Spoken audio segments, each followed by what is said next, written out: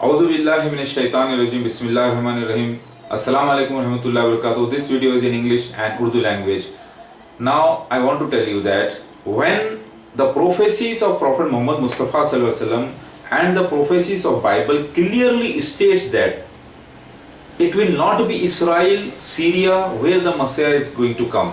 It will be a different place, a hidden place, India. Okay?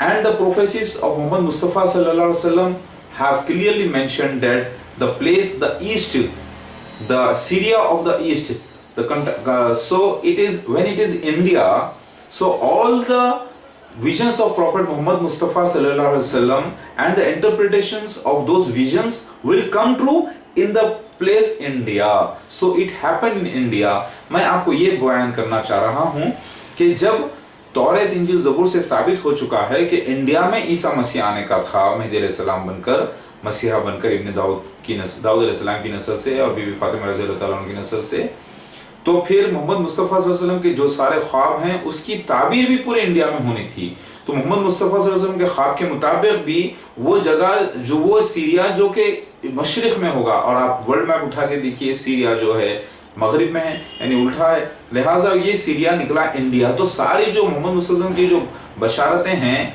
ख्वाब के ज़रिए, जिसकी ताबीर पूरी निकलना था, वो इंडिया में निकलना था, यानी मेहदी अलैहिस्सलाम के साथ, और वो मैं हूँ और वो मेरे साथ हुआ है इंडिया में, हैदराबाद में। लिहाजा इसको आपको, अगर आप कुरान हदीस को मानते हैं तो इसको मानना पड़ेगा, और अगर आप नहीं मानते तो काफिर हो जाएंगे, क्योंकि एक ज़माने से आपके जहनों में बैठ चुका है, जनरेशन से जनरेशन 1400 साल से आपके जहनों में बैठ चुका है कि मेहदी अलैहिस्सलाम खाने काबा में आएंगे, ईसा मसीह अलग शख्सियत है, मेहदी अलैहिस्सलाम अलग शख्सियत है, और वो जो है दोनों अलग अलग शख्सियत हैं, और सीरिया में, शाम में ईसा मसीह आएंगे और मेहदी अलैहिस्सलाम जो है खाने काबा में आएंगे। बिकॉज वो आप अपने उस फतूर को निकाल दीजिए, क्योंकि वो आप अपने जहन से सोचे थे, लेकिन उसी किताबों से मैं साबित कर रहा हूँ कि वो जगह दूसरी जगह थी, उसकी ताबीर इंडिया में निकली, और वो जगह हैदराबाद में मेरी जगह है जहाँ मैं रह रहा हूँ, अल्हम्दुलिल्लाह। अभी साबित हो गया जो कुरान हदीस से, ये तो आपको मानना पड़ेगा, क्योंकि अल्लाह ताला खुद ये राज रखे थे और इसको खोल रहे हैं, तो आप इनकार नहीं कर सकते। The people of the Muslims since long have been thinking, and even Christians have been thinking, that Messiah will come in same Israel, Jerusalem, and the Mahdi is from Makkah, Medina, and both are different persons, and they will come at once during the end of the world. So they never thought that it will be the interpretations of those visions. So it came true, but in India, and that is in Hyderabad, Telangana, India, the place where I am living. So all the prophecies came true of prophets, but in India. Did you understand? If you don't believe this, then you will become unbeliever, you will become kafir, you will go to hell. How many signs do you want to deny?